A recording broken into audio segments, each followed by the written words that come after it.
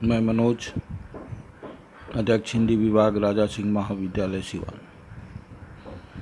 आज के व्याख्यान माला के अगली कड़ी में स्नातक प्रथम खंड के प्रथम पत्र में प्रस्तावित सूरदास के पद पर चर्चा की जाएगी। विज्ञात व्याख्यानों में सूरदास के आपके पाठ्यक्रम में निर्धारित 6 पदों पर चर्चा की जा चुकी है।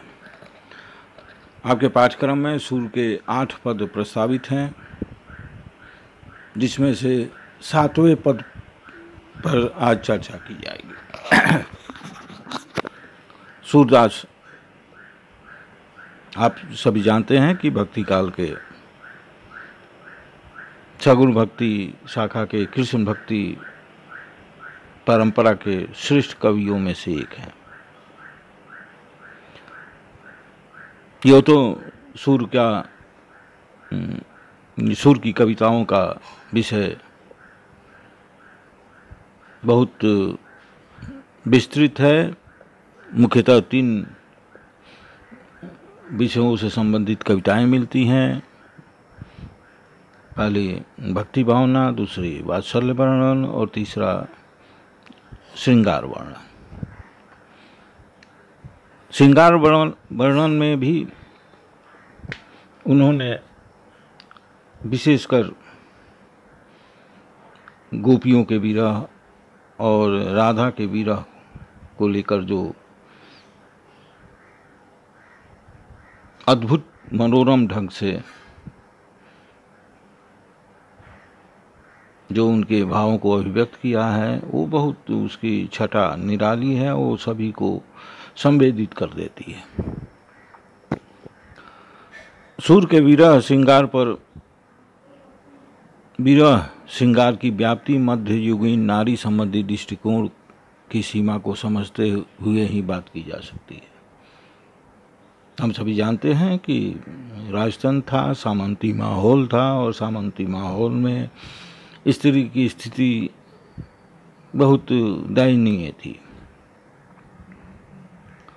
उनकी कविताओं में स्त्री के भावों की अभिव्यक्ति बहुत अधिक मिलती है। माँ के वात्सल्य वर्णन के रूप में और कृष्ण और राधा और गोपियों के प्रेम वर्णन और विरह वर्णन के क्षेत्र में सूरसागर को अगर कहें तो स्त्री केंद्रित, स्त्री के मनोभावों की अभिव्यक्ति केंद्रित पद उसमें अधिक हैं। श्रृंगार वर्णन में स्वाभाविक है संयोग श्रृंगार में नायक नायिका के लिए वर्तमान ही प्रमुख बना रहता है, लेकिन विरह में स्मृति के स्तर पर अतीत, दारुण दुख एवं मिलने की इच्छा के स्तर पर वर्तमान एवं दर्शन मिलन की आशा के स्तर पर भविष्य, तीनों की प्रमुखता होती है। संयोग मन को भाने वाला श्रृंगार है तो विरह मन को भिगोने वाला। आप गौर करेंगे कि अब वही कविताएं शाश्वत हुई हैं जो विरह को लेकर है। अगर किसी भी साहित्य के इतिहास को गौर करें तो अधिकांशतः विरह की ही कविताएं उपलब्ध होती हैं और विरह की ही कविताएं ज़्यादा लोकप्रिय होती हैं और विरह की ही कविताएं ज़्यादा लिखी जाती हैं। ये संयोग नहीं है। जब सुख का समय आता है तो मनुष्य सामाजिक होना चाहता है और सामाजिक होने की स्थिति में भावनाएं गहन नहीं होती हैं, संघनित नहीं होती हैं, इसलिए उसकी अभिव्यक्ति ज़्यादा नहीं हो पाती। लेकिन दुख की स्थिति में, विरह की स्थिति में मनुष्य अकेला रहना चाहता है। वो समाज से कटकर अकेला हो जाता है और अकेले में भावनाएं संघनित होती हैं और संघनित भावनाएं अभिव्यक्त भी होती हैं। इसीलिए विरह की कविताएं ज़्यादा लिखी गई हैं और विरह की कविताएं ज़्यादा लोकप्रिय भी हुई हैं। इसीलिए कहा जाता है कि संयोग मन को भाने वाला श्रृंगार है तो विरह मन को भिगोने वाला। संयोग में मन की चाह तृप्ति है तो विरह में स्मरण, कचोट आदि के साथ पुनर्तृप्ति की प्रत्याशा। संयोग श्रृंगार सागर का कगार है, किनारा है, तो विरह उसकी गहराई। सूर्य को गहराई में डूबने, विरह की इस गहराई में डूबने में बहुत मजा आता है। वे जितने एकाग्र और एक चित्त वियोग चित्रण में दिखते हैं उतने संयोग चित्रण में नहीं। भावों की तह में धंस कर उद्वेलन पैदा करना, यातना भोगते नारी मन की टोह लेना, उसकी हर व्यथा और राग रंग को वाणी देना सूर्य की काव्य क्षमता का प्रमाण है। सूर्य वियोग की हर गली और कोना झांकते हैं, विचोह की टीस को मर्म पर अनुभव करते हैं, गोपियों की रुदन की करुण गाथा लिखने के लिए नहीं बल्कि नारी को संपूर्ण गरिमा और व्यक्तित्व के साथ उभारने के लिए। जैसा कि अभी सभी जानते हैं कि सामंती माहौल में सूर्य ने जो भोग्या नारी थी उसके विभिन्न रूपों को, गृहस्थ जीवन के विभिन्न रूपों को ऐसे स्तर तक ले जाकर पहुंचा दिया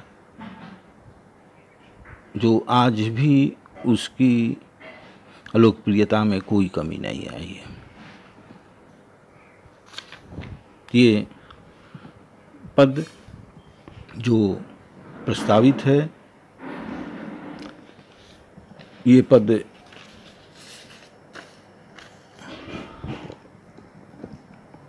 गोपियों के विरह की ही व्यथा का अंकन किया गया है इस पद में। इस पद में कोई भी व्यक्ति स्वाभाविक है कि दुखी होता है तो अपने इस दुख में सबको समाहित करने की कोशिश करता है। तो चाहता है कि वो दुखी है तो उसका आसपास का पूरा माहौल भी उसका साथ दे, उस दुख का सहभागी बने। अगर उस आसपास के माहौल में दुख की व्याप्ति, मन के दुख की व्याप्ति नहीं देखता तो उसे पीड़ा पहुंचती है। इसी संदर्भ में इस कविता में भाव अभिव्यक्त किया गया है। इसी संदर्भ में कि गोपी कृष्ण के विरह में व्यथित है और अपने निजी अनुभव का विस्तार देना चाहती है। वो चाहती है कि उसके निजी इस पीड़ा के अनुभव के साथ पूरी प्रकृति, पूरा समाज उसका साथ दे, उसी तरह वह भी दुखी हो। और इस पीड़ा में और दूसरे को अगर खुश देखती है तो उसे दुख भी होता है कि कोई माई बरजे री इन मोरनी। वर्षा ऋतु आई है, वर्षा ऋतु में मोर नाच रहे हैं, वो आनंद मना रहे हैं। गोपी अपने सखी से कह रही है कि देखो ये कितनी निर्दयी मोर है कि वो आनंद मना रहे हैं। कोई बरजे री इन मोरनी, इनको डांटे, इनको मना करे कि वो नाचना बंद करें,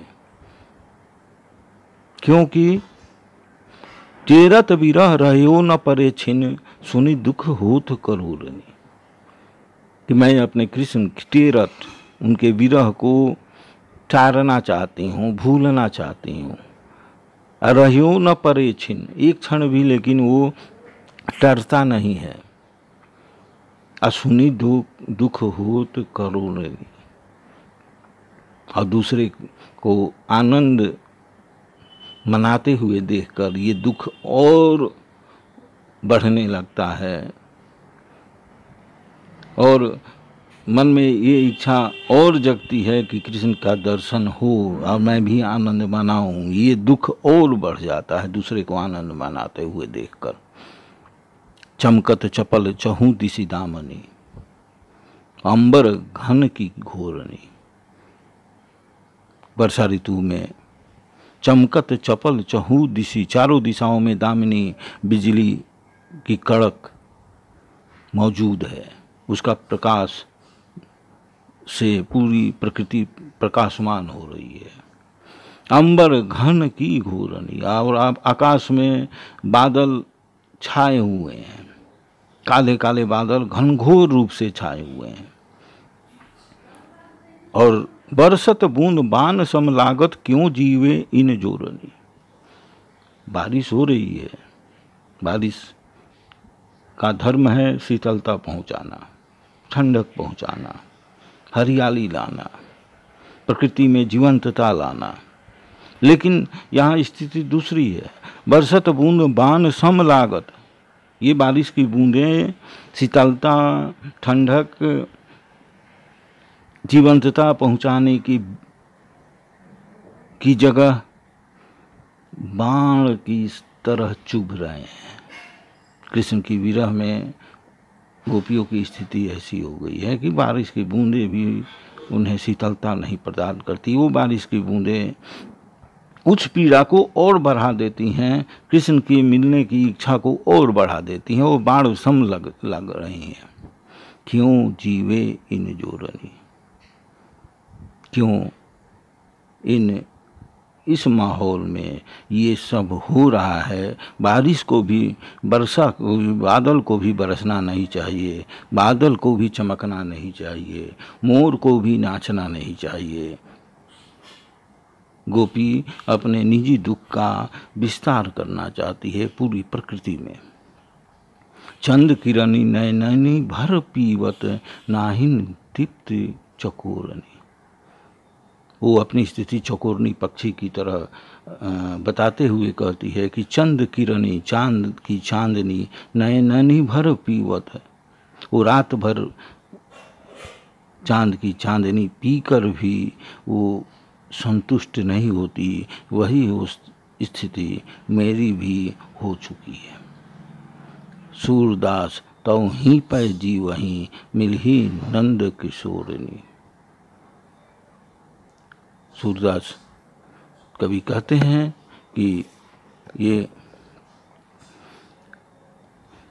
जब तक कृष्ण यहाँ पर आकर, मथुरा से आकर हमसे मिलेंगे नहीं, उनके बिना अब तो एक पल भी रहना कठिन है। सूरदास तो ही पै जी वहीं, मिलही नंद किशोरनी। जब तक नंद किशोर अर्थात कृष्ण आकर मिलेंगे नहीं हम लोगों से, उनका दर्शन नहीं होगा, तब तक